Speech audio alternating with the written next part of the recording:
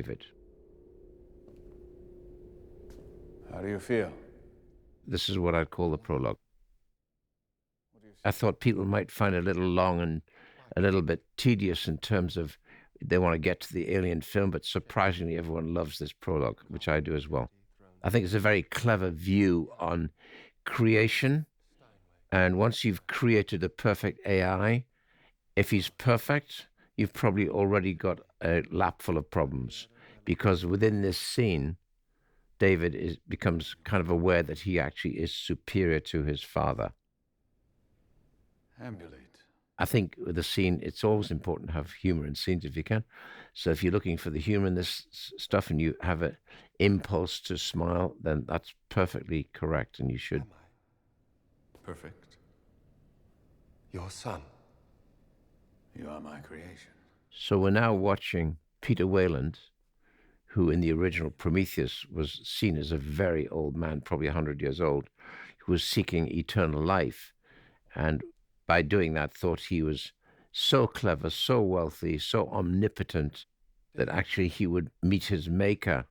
In meeting his maker, he met what we call the engineers, which we might call God or gods because they're so superior, which circles the idea of creation, God, and is there superior forces around us? I believe in the idea of superior forces and the idea of God. Dealer's choice.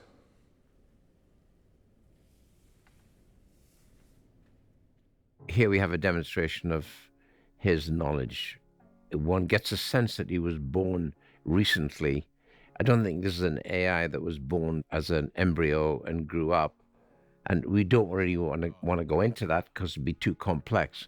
But let's say this is the first fresh morning of David, and David is being listened to by his father, approved and admired by his father, but then eventually the father realizes that this AI is actually dangerous.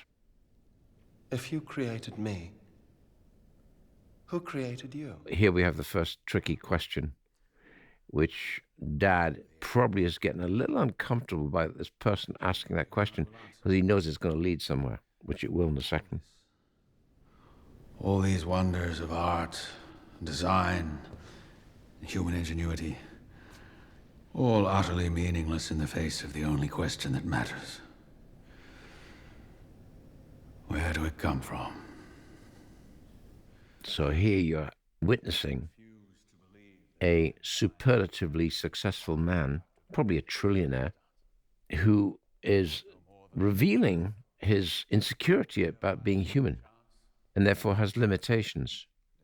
And this is where we find David now studying him, realizing he has limitations. So now you're going to get the $64,000 question. A moment to consider. You seek your creator. I am looking at mine. I will serve you, yet you are human. You will die. I will not. Now, Wayland feels uncomfortable and I would say even angry at being challenged by his creation. So he gives out the first order. This is a big thing because David's already going in his mind, why does he need me to pick up tea when it's right by my elbow?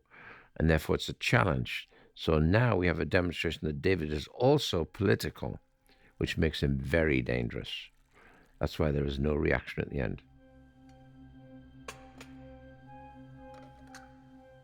See, none of this is by accident. Doesn't appear from nowhere. I thought that was a perfect prologue to really resurrect what was the original Alien. And that's why I went into the original titles. I was in such admiration of Jerry Goldsmith at the time. And the score is, I think, one of Jerry's best scores. And therefore we revisit the score occasionally. And Jeb, our composer, also was in full agreement, thought it was very relevant to do that.